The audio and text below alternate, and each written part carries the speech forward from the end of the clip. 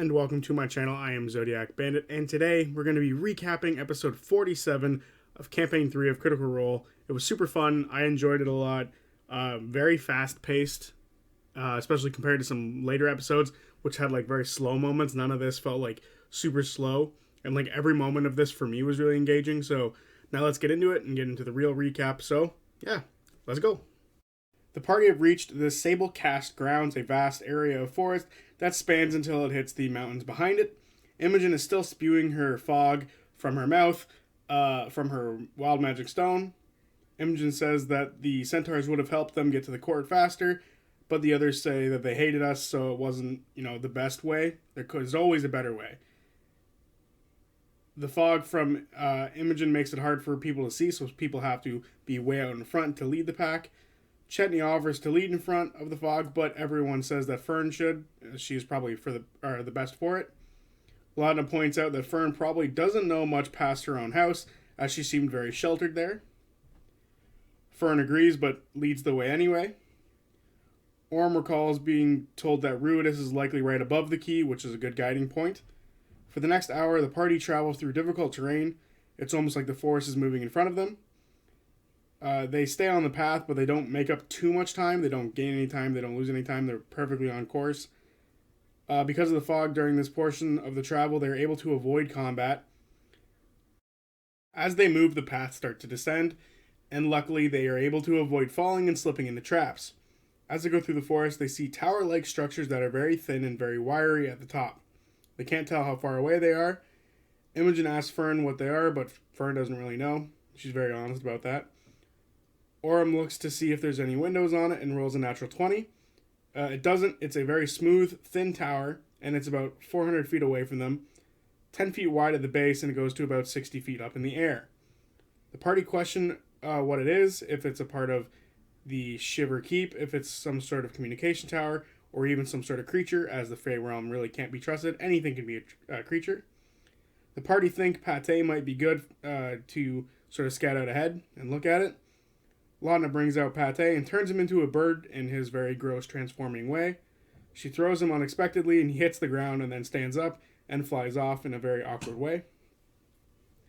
Laudna, looking through his eyes, sees about 200 feet from the tower. His vision gets all sparkly around him. The rest of the party see him get hit with some sort of fairy light. The party says whatever is in the tower probably sees him now. Laudna chooses to keep going despite the danger. As Pate keeps going, Laudna sees more of these towers. Laudna also says that the forest gets super thick as it moves toward the mountain. And after this, the party hear a loud screech come from somewhere. The party remember Mori gave them the Harrow Call veils to turn invisible while they remain still. Orm asks if Laudna would be willing to use Pate as some sort of bait to see what the creature was that made the screech. Laudna says he already was that, just didn't want to tell him that. The party can't tell where the sound is coming from. FCG prays to the Changebringer to ask if the creature is a danger to the party, and does a coin flip, and says that it should be safe.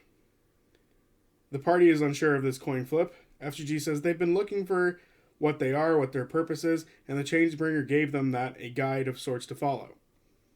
The party tell them to hold on for something more than just the coin flip, and to trust those around them, and to trust themselves a bit. The party look to the path to see if there are towers in the way, and there are 2 towers on the path. After about 10 minutes, the magic around Pate has faded. Laudna looks through Pate again and sees the scattering of towers in the forest, and through his eyes she's able to see the keep from above. These towers are placed in a ring around the keep to make sure that nothing is able to bum rush it, as these things sort of give out a signal that allow people to see shit, and sees a big, blackened, winged creature flying near and around the keep. Through him, Laudna looks for the towers that have the most space between them so they can get through without being seen. He tells her that there's maybe enough space to thread the needle over and over again between 2 of them. She plans to use Pate to help guide them as they are trying to help, or he is trying to help through the connection to Laudna, is cut off, and he is killed by something, probably the big blackened creature, winged creature. Everyone is worried about how Laudna feels about Pate being killed. She's fine with it. She can just resummon him later, which is hilarious. FCG chooses to lead this attempt and go through the forest and rolls a 24. As they move their way through these towers, they get close enough to feel 3 of them and feel the vibrations near this magical energy, but they're able to thread the needle, as Pate said, and make it between them. And Orm sees some lights as they pass through. He focuses on them, and he sees them move, and he sees that they are getting closer to them. Ashton pops his pass without a trace, or their pass without a trace, and they are now trying to stealth and hide from whatever is coming closer to them. They roll pretty good, especially with that pass without a trace. They probably would have been mildly screwed without it. They feel like they have been hidden themselves well enough, and begin to hear hooves and someone speaking Elvish, or sorry, not Elvish, Sylvan, which is Old Elvish from what I gather, which Fern knows, thank God, and she informs everyone of this. They seem to be looking for them. A wall of brambles open up, and a warband of about 15 people emerge, each different sizes and each differently well armed and armored. They move with no sound. One of these creatures is riding on a black steed with a flaming mane, really badass. The creature riding it has red skin. The party watches them move and weave between the trees and look for intruders. They seem well practiced in this. They get close to the party a few times, but luckily they're hidden well enough. Orm tries to learn some info on them and learn that the red creature is stronger than him, but has less HP, which is super interesting. The bramble gate is open, but it's slowly closing, and the party choose to go for it. The party make another stealth roll with pass without a trace up. They roll way worse this time, and with a natural 1 thrown in there. As they move, Ashton moves forward and is ahead of everyone else. As they go, the ground shifts beneath them and turns almost into a quicksand-like substance. Ashton falls into it. As Ashton lets out a small yelp, all of the lights looking around for them turn toward the party. Ashton is knee-deep. As Imogen rushes by, she touches Ashton and turns them invisible. Everyone hides again, some behind the bramble wall opening. The warband is now sniffing around them. They know they've been around. The warband continues to move around Ashton. Ashton is sinking further and takes some damage on his poor legs, or their poor legs. Ashton tries slowly pushing themselves out of this sand trap, but they're stopped and sucked even further down. Ashton thinks help. Chetney turns invisible and moves behind the war party. He successfully sneaks behind them and takes out a handful of ball bearings and throws them in different directions from Ashton. This causes the warband to race off toward the noise, and they move without sound yet again, with the exception of the red creature on the blackened horse with a flaming mane. There's a bit of sound coming from that one, but not as much as you'd expect. The bramble wall is still closing. Ashton tries to pull themselves out with a good push. FCG casts Dispel Magic on the ground, but it doesn't do anything, which makes them believe it is a creature. Ashton tries to punch their way out. Fern remembers Maury's warning to pay the Iron Tide. Ashton takes a bit more damage and is released after they gave the ground some metal jacks. They get past the bramble wall, and Imogen leads the way from there. They can still hear the warband behind them searching. They make their way through the forest and get to a break in the trees and see Ruidus above them and its red glow, and that they are at the exterior gate of the Shiver Keep. The walls are about 20 feet tall and goes between rough-looking stone and marble to almost an organic sort of substance wall. There are guards and sentries keeping watch and odd ballistas on the top of the wall. On top of the wall, they see a strange, stretched, dog-like creature with a black void for a face. The party remember it's always dusk here in the Feywild, so the time or the sun doesn't really matter. Fern and Laudna try to figure out what the hell that thing is with the void face. Fern doesn't know anything about it, but she thinks it's mildly adorable in its own way. Laudna thinks she's heard of it. It could be named the Aramad, comes to mind. And something about you can't hide from the Aramad. Very on point. Orm looks for a large, winged creature, but doesn't see it. The party try to figure out what to do now, as they are now next to the giant wall. They can't hide from this thing. Maybe they should distract it somehow. The gate is on the southwest side of the keep. They see no other openings or doors. Lana wonders if Imogen could use her Riola to distract the Aramad. Ashton looks to see if the guards feel comfortable with these things, but doesn't really get a good grasp on it. Imogen can use their Riola to help, but with no way in, it's not really that helpful. Chetney is going to scout out ahead. He is still invisible, but only for the next 20 minutes. Chetney stealths out. The party sees two of these Aramads on the top of the wall. Chetney sees 2 guards near the gate.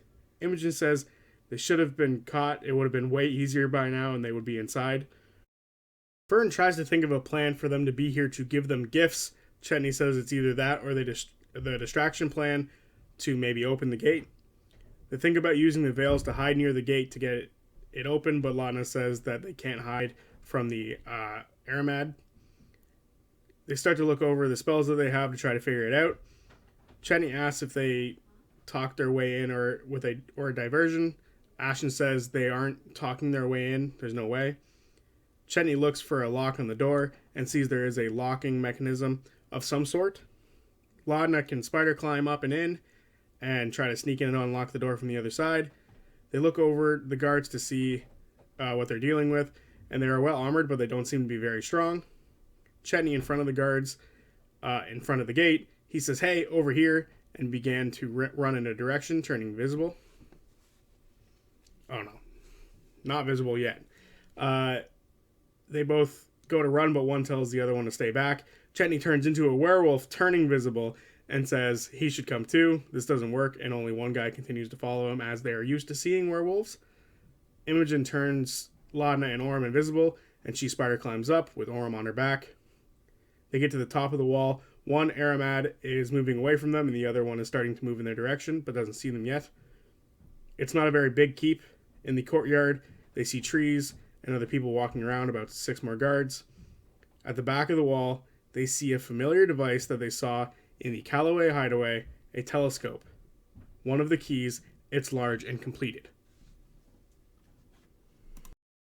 Orm sees that there are 6 armored guards, similar to the ones on the roof, or on the top of the wall, and sees 2 Aramid near it, near the key. Lana climbs down to the courtyard. The keep looks like it's almost grown from the ground here. It seems somewhat natural. Lana then climbs to the top of the inside of the gate, and they see a sort of plank closing the door on this side. The guard following Chetney stops following and tells him he's not really worth his time. Chetney gets saddened by this and lets out a howl. The party can hear him howl in sadness. Orm comes up with a plan to use the black hole under the gate to jump underneath it and come out on the other side.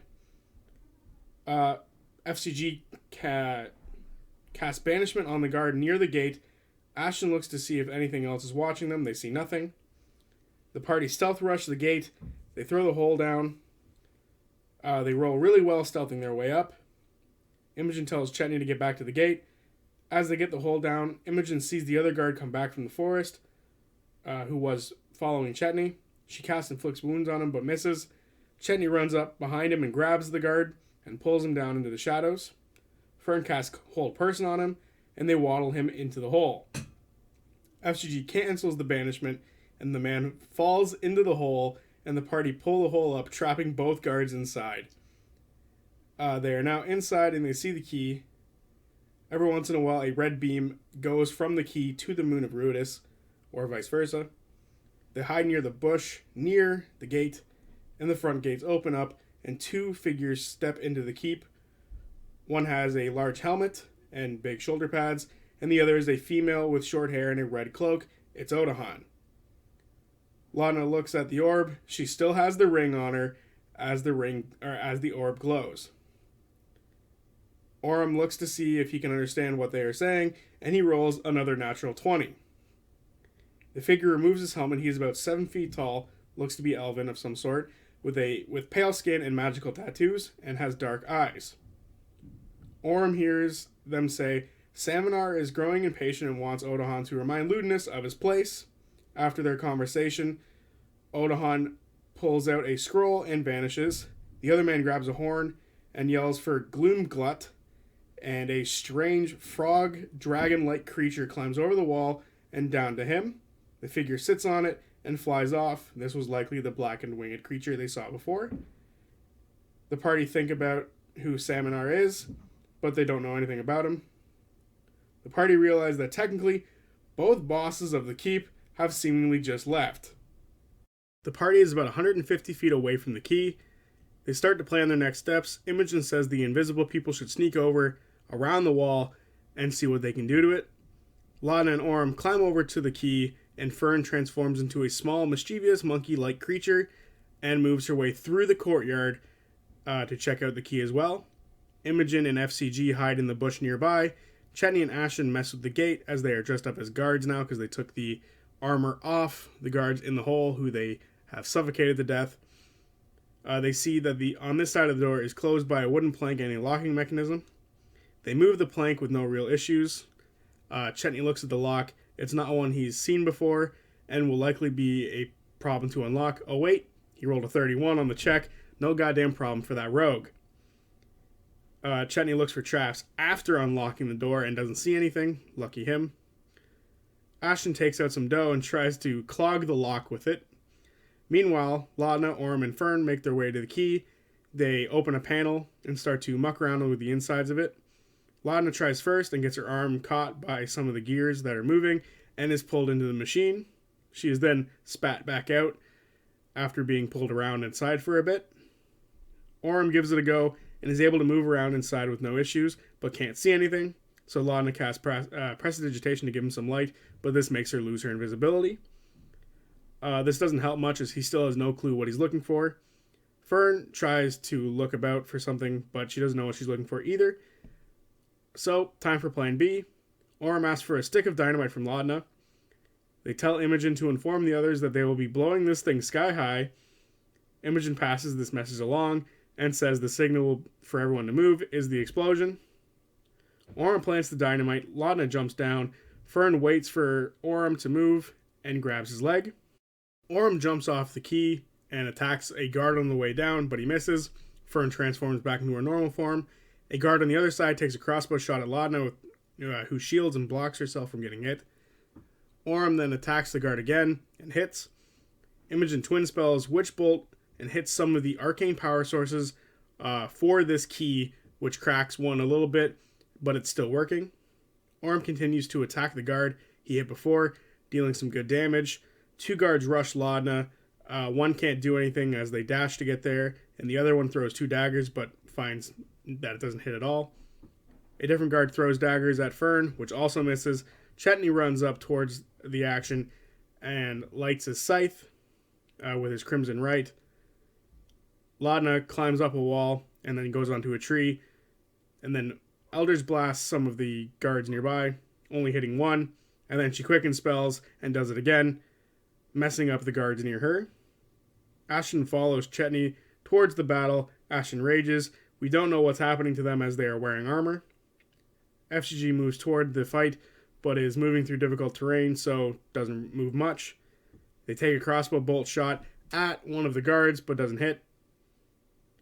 They cast Spiritual Weapon that looks like a spilt coffee and hits one of the orbs with it, as spilt coffee is the worst thing for electronics, according to them. I wouldn't know, I don't drink coffee. Imogen continues to attack the orbs with Witch Bolt. They both crack and are really badly beginning to hum and spark. She then uses her telekinesis to try to push a guard into one of the orbs.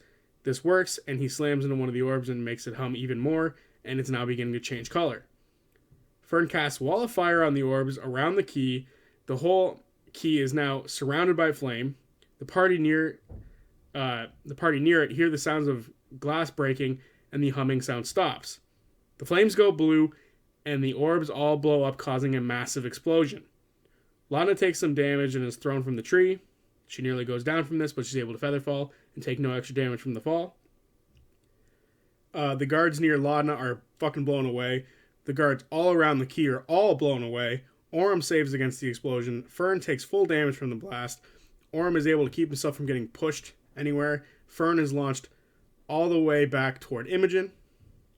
Fern loses concentration on the wall of fire, and Laudna loses spider climb. The key is completely gone at this point. And then they hear another small explosion, which was the original dynamite, which blows up anything that was remaining, if there was anything remaining at all.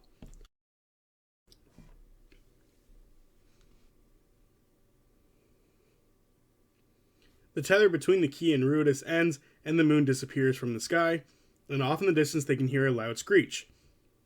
Other guards move in toward the fight. The Aramads start attacking. One attacks Imogen, sucking her arm into the face void that the thing has, giving her the feeling of her arm being crushed. She's able to pull her arm out of the void. Orm runs to Imogen and switches places with her, giving her some extra AC. Orm slashes at the Aramad and hits with the first one, but misses the second one. After this, the party hear a horn being blown, and a few guards up top on the wall begin to shoot down at Imogen, but miss, thanks to Orm's AC boost. Chetney casts Shatter on the Aramad, fighting Orm and Imogen, sending it flying and killing it. And Chetney then casts Curse, or Chetney then puts a Curse of Agony on the Aramad near him. Laudna stands up and moves toward the gate to leave. She's messed up really bad. Ashen runs up to the Aramad that Chetney is next to and smashes it hard with his hammer, killing it. And as they kill it, they teleport towards one of the guards in the courtyard and tell them to run away, scaring the shit out of them. FGG shoots another crossbow shot at the same guard, but misses. FGG really needs to put this crossbow away. FGG then heals Imogen and then books it toward the gate as well. Imogen dashes to FCG. Fern gets herself up and moves toward the gate as well. The party hear the screech again, and Matt pulls out a nasty, skinny, long dragon mini thing with a knight on its back. Orm moves toward Laudna and waits for her. Chetney runs toward the gate. Laudna runs toward Orm and then dashes past him toward the gate. The guard in front of Ashton flees. Ashton then runs toward the gate as well. FGG heals everyone except for Orm, as Orm is out of the range. Only heals 5 hit points, but that is good enough. FGG then shoots at the dragon with a crossbow, but again, it doesn't do anything. Imogen starts to plan the next bit of the escape. She casts invisibility on her and FCG. Fern runs some more toward the gate. Orm runs toward it himself and uses Seedling to pull himself even further. They then hear the guy in the back of Gloomgut call for his ride to show them why no one messes with Shadow Lord Zathuda. That's quite the name. Gloomgut then shoots its breath weapon at the party, hitting Chetney, Orm, and Fern, nearly knocking Fern out, but FCG halves the damage for her, thank God. Guards shoot down toward the party from the top of the wall again, which hits no one. Ashton then tries to change their rage, but get the same one. The party all run towards the gate. Everyone except Fern and Laudna get there. They are a little bit behind. Ashton pulls Fern toward them with a gravity well, and Imogen pulls Laudna in as well to get them a little bit closer. Gloomglut lands in the courtyard and doesn't get its breath weapon back. Orm whips Laudna toward the door, getting her away from the dragon.